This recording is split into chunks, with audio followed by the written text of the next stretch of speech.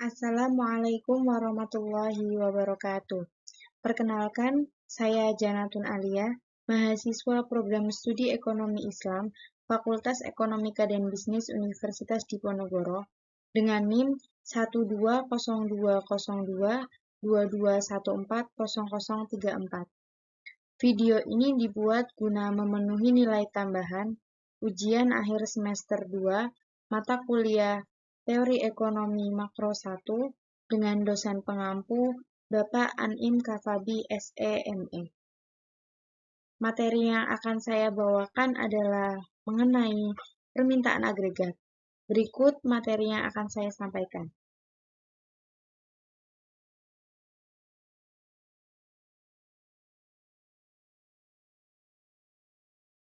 Yang pertama, mengenai pengertian. Pengertian dari permintaan agregat sendiri adalah jumlah barang yang dihasilkan di dalam perekonomian yang diminta pada berbagai tingkat harga.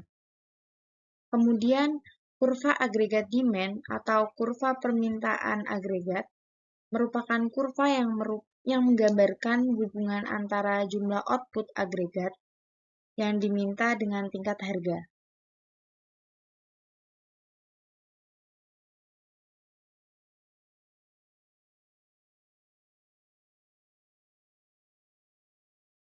Selanjutnya, di sini ada kurva di mana pembentukan kurva agregat demand menggunakan classical model, yang mana apabila terjadi perubahan harga dalam perekonomian, masyarakat akan merasa bahwa saldo hasil mereka itu berubah. Yang selanjutnya, itu akan mempengaruhi konsumsi dari masyarakat tersebut. Dan perubahan konsumsi ini juga akan mempengaruhi perubahan dari pendapatan nasional.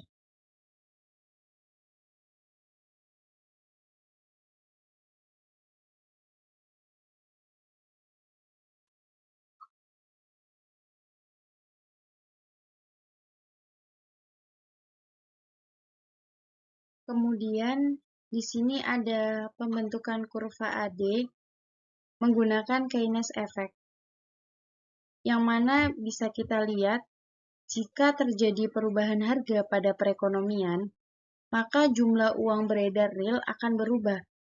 Kondisi ini menyebabkan tingkat bunga juga akan berubah. Perubahan tingkat bunga akan mempengaruhi investasi, yang pada akhirnya akan mempengaruhi investasi.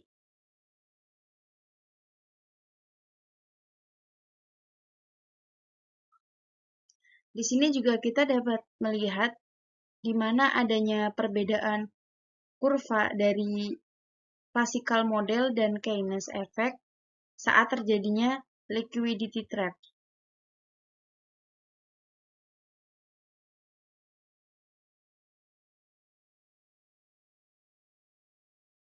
Di mana ketika menurut Keynes, bentuk dari agregat demand itu adalah vertikal, yang mana output itu tidak berubah pada kondisi liquidity trap. Jadi, berapapun perubahan harga yang terjadi, itu tidak akan mengubah atau tidak akan mempengaruhi pendapatan nasionalnya. Berbeda dengan bentuk agregat demand menurut klasik. Menurut klasik sendiri, agregat demand itu adalah slope-nya negatif, yang mana agregat demand dari kiri atas ke kanan bawah, yang menyebabkan perubahan pendapatan nasional. Jadi, menurut klasik ini, ketika adanya perubahan harga, maka pendapatan nasional pun akan berubah. Jadi, pada daerah liquidity trap, lebih efektif kebijakan fiskal.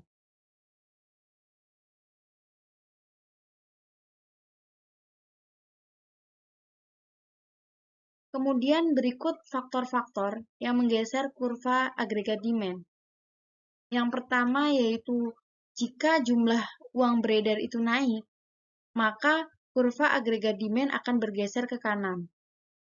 Kemudian ketika pengeluaran pemerintah itu naik, maka kurva agregat demand akan bergeser ke kanan. Dan ketika pajak itu naik, maka kurva agregat demand akan bergeser ke kiri. Selanjutnya, ketika ekspor neto itu naik, maka kurva agregat demand akan bergeser ke kanan. Dan ketika konsumsi itu naik, maka kurva agregat demand akan bergeser ke kanan. Dan jika investasi naik, maka kurva agregat demand akan bergeser ke kanan.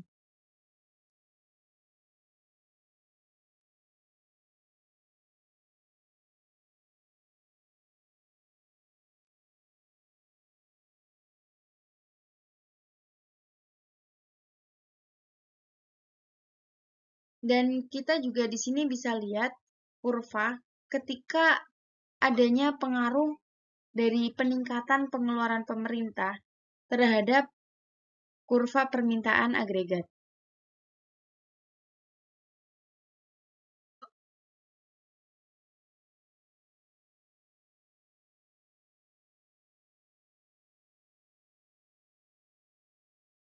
Selanjutnya di sini ada kurva di mana ketika pengaruh peningkatan jumlah uang yang beredar terhadap kurva LM.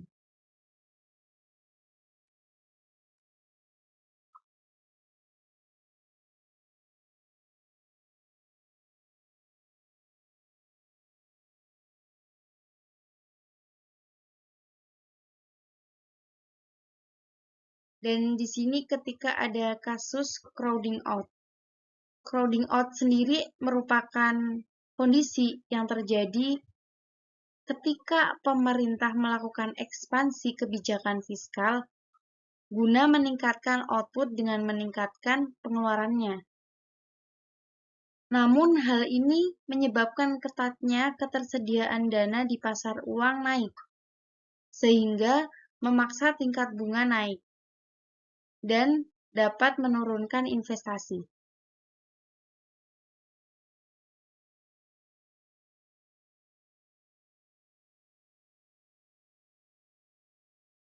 Berikut merupakan kurva di mana ketika terjadinya crowding out.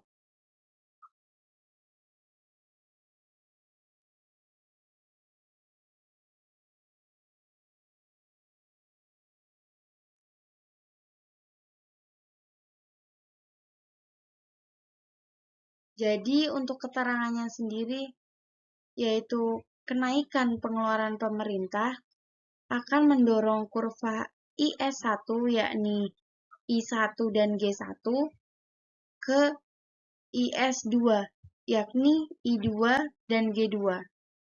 Sehingga hal ini akan mengakibatkan meningkatnya suku bunga dari R1 ke R2 dan tingkat pendapatan naik dari Y1 ke Y2. Bila suku bunga tidak berubah dan tetap di R1, maka output dapat naik ke Y3. Namun, karena suku bunga naik ke R2, maka investasi mengalami penurunan menjadi I2 atau dinamakan crowding out.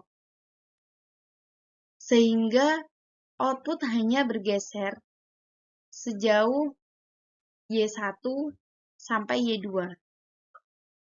Dan keseimbangan perekonomian bergeser dari titik A ke titik B. Kemudian untuk perubahan equilibrium pada keseimbangan ISLM, di mana tingkat harga tidak berubah pada P1, yang mengakibatkan kurva permintaan agregat bergeser dari AD1 ke AD2.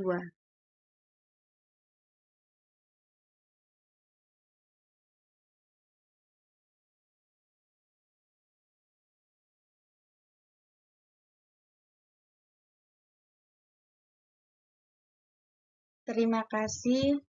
atas perhatiannya dan mohon maaf apabila ketika menyampaikan materi ini masih terdapat banyak sekali kekurangan. Saya mohon maaf yang sebesar-besarnya.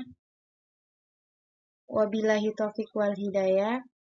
Wassalamualaikum warahmatullahi wabarakatuh.